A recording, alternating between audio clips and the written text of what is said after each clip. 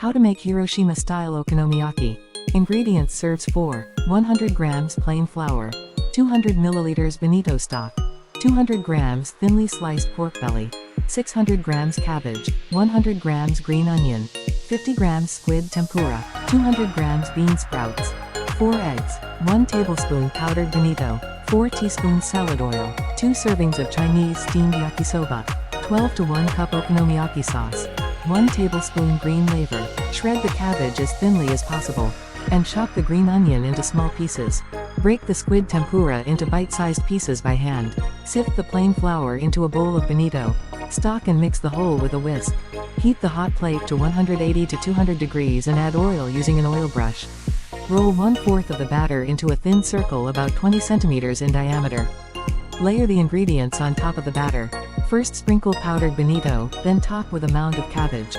Then layer with bean sprouts, green onions, and squid tempura, and finally the pork belly. Pour the remaining batter on top and cook for a while.